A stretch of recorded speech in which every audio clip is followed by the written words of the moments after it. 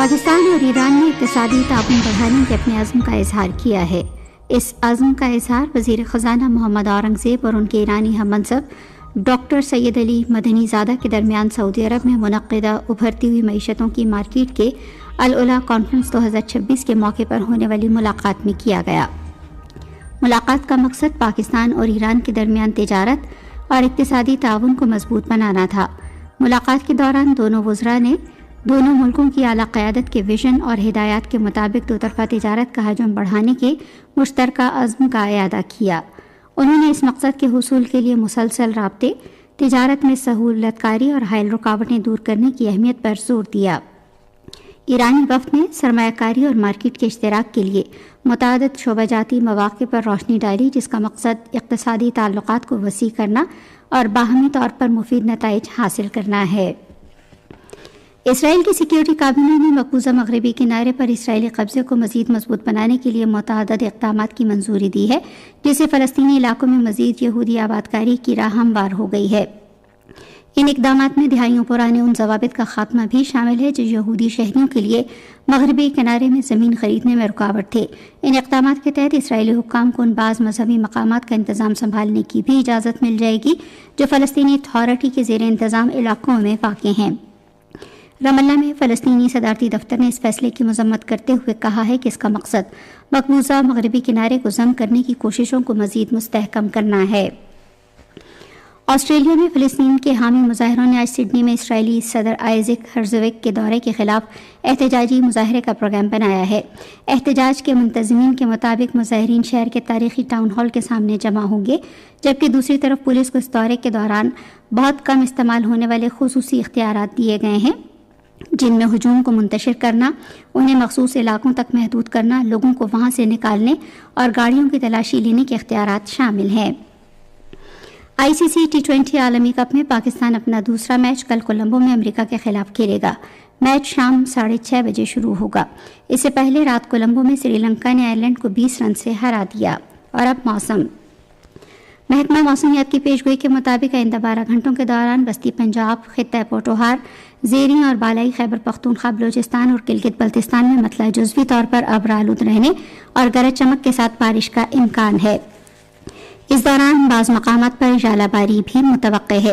آج صبح ریکارڈ کیا گیا کچھ شہروں کا درجہ حرارت: Islamabad 9 degree centigrade, Lahore 14، Karachi 20، Peshawar 10، Quetta 4، Murree 0، Muzaffarabad 6 اور گلگت 7 ڈگری سینٹی گریڈ۔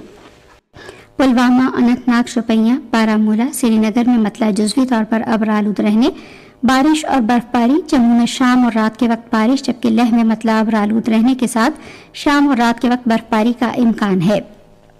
آج صبح ریکارڈ کیا گیا درجہ حرارت: سری نگر، اننت ناگ اور شوپیاں میں 2 degree centigrade, Jammu 12، Leh -6، جبکہ پلوامہ اور بارہمولہ میں 3 ڈگری سینٹی گریڈ۔ ہندوستان کی ریاست آسام میں بی جے پی کے ایکس ہینڈل پر جاری ہونے والے ایک نفرت انگیز ویڈیو کے معاملے پر کانگریس نے سخت احتجاج کرتے ہوئے اسے نسل کشی کی اپیل قرار دیا ہے۔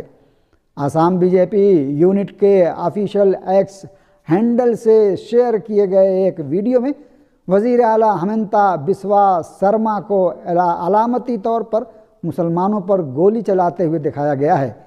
ویڈیو کے وائرل ہوتے ہی سوشل میڈیا پر اس کی سخت مذمت شروع ہو گئی ہے۔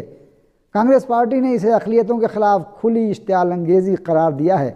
کانگریس کے مرکزی جنرل سیکریٹری کے سی وینو گوپال نے کہا کہ یہ ویڈیو اقلیتوں کو نشانہ بنا کر قریب سے قتل کو ظاہر کرتا ہے اور یہ براہ راست نسل کشی کی اپیل ہے۔ کانگریس کے جنرل سیکریٹری کا کہنا ہے کہ یہ کوئی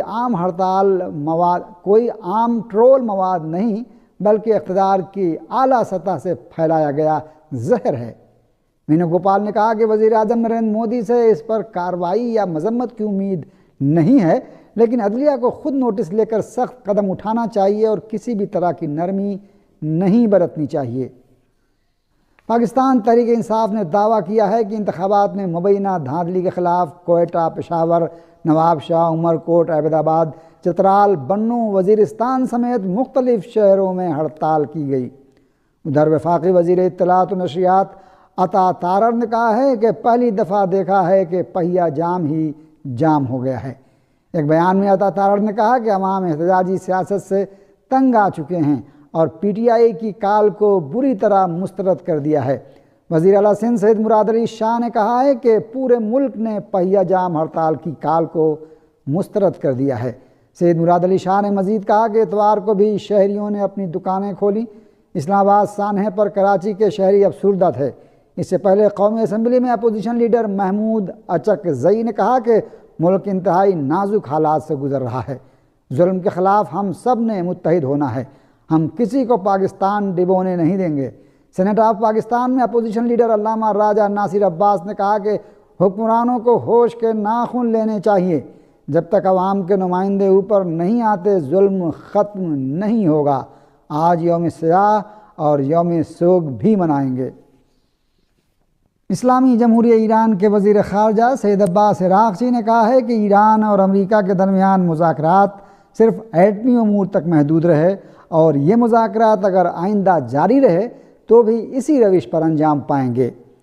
ایران کے وزیر خارجہ نے اس بات کی جانب اشارہ کرتے ہوئے کہ فوجی صف بندی ہمارے علاقے کو خوفزدہ نہیں کر سکتی۔ ہم سفارتکاری پر یقین رکھتے ہیں اور جنگ بھی کر سکتے ہیں۔ اسلامی جمہوریہ ایران کی فوج کے کمانڈر ان چیف نے کہا ہے کہ ہم نے 12 روزہ دفاع مقدس سے قیمتی تجربات حاصل کیے ہیں، جس سے ہمیں بہت اچھی تیاری کا موقع ملا ہے۔ آرمی کے commander in chief major general Amir Hatami نے فضائیہ کے کمانڈروں، افسروں اور اہلکاروں کے اجتماع میں کہا کہ آرمی ایئر فورس کی ترقی و پیش رفت کا سلسلہ جاری ہے اور 12 روزہ مسلط کردہ جنگ میں اس فورس نے اپنے تمام مشن پورے جوش و جذبے اور حوصلے کے ساتھ انجام دیے ہیں، یہاں تک کہ مسلح افواج کی زبردست مزاحمت کے نتیجے میں دشمن ہتھیار ڈالنے پر مجبور ہو گیا۔ ہندوستان میں مگیالہ کے مشرقی ضلع میں غیر قانونی کوئلہ کانکنی کے دوران ہوئے دھماکے میں ہلاکتوں کی تعداد بڑھ کر 27 ہو گئی ہے اور کئی افراد ابھی تک لاپتہ ہیں۔ پولیس نے بتایا کہ کئی لوگ اب بھی لاپتہ ہیں اور تلاش مہم فی الحال جاری ہے۔ پولیس نے اس بارے میں بتایا کہ تھانگسپو علاقے میں ہوئے دھماکے والی جگہ پر کئی ایجنسیوں کے ذریعے چلائی جا رہی تلاشی مہم کے دوران مزید 2 لاشیں برآمد کی گئی ہیں۔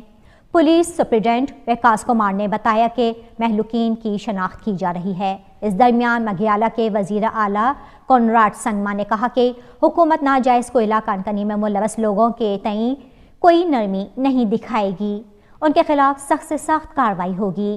انہوں نے یہ بھی کہا کہ انتظامیہ کو جانچ تیز کرنے اور جواب دہی یقینی بنانے کی ہدایت دی گئی ہے۔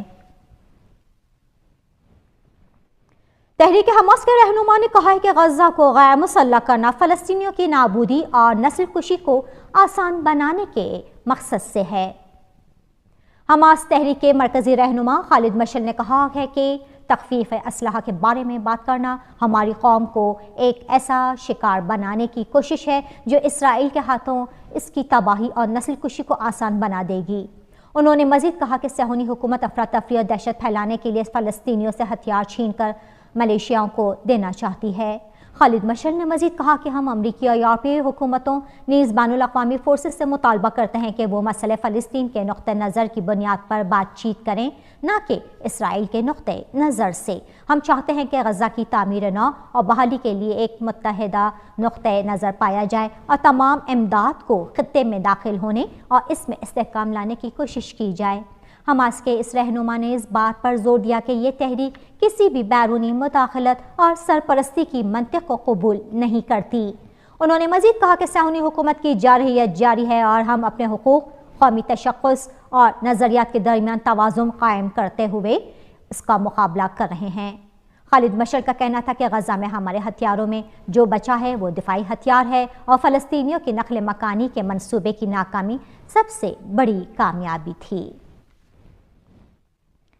صہیونی حکومت روزانہ کی بنیاد پر غزہ جنگ بندی کی خلاف ورزی کرتے ہوئے فلسطینیوں کا قتل عام اور انسانی ہمدردی کی بنیاد پر امدادی سامان کو داخل ہونے سے روکنے کا سلسلہ جاری رکھے ہوئے ہے۔